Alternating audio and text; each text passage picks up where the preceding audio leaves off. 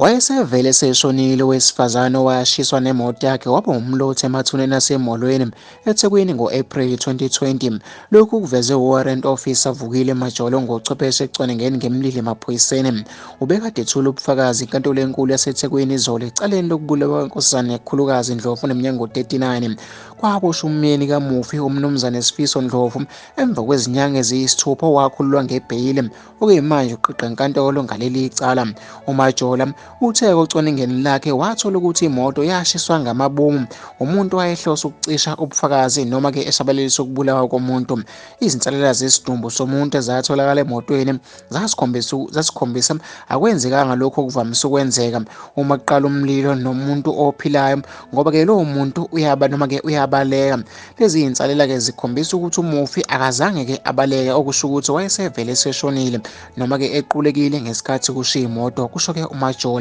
Uthe lo mlilo uyakhombisa ukuthi kukhona-ke into eyathelwa ngaphakathi emotweni ukuze umlilo uvuthe kakhulu, okwakungaba uphethroli, uparafini noma-ke utinasi.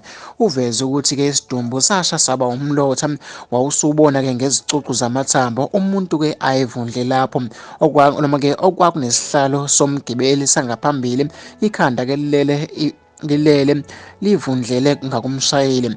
Uthe izihlalo zemoto zangemuva zazigoqiwe, zangaphambili zazilaliswe phezulu, okwenzela ukuthi kube nesikhala-ke esikhulu emotweni.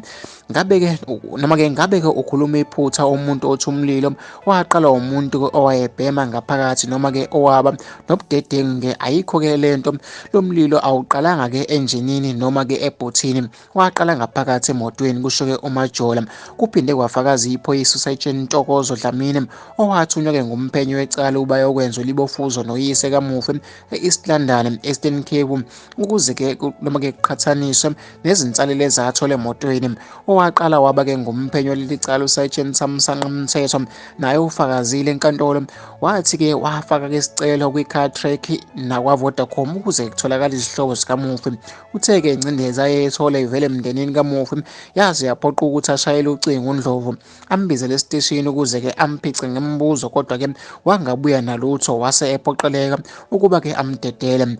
uMthethwa uthe-ke wahlaba-ke ikhefu emsebenzini, wabuya-ke icala seliphethe ngozakwabo ongukapteni.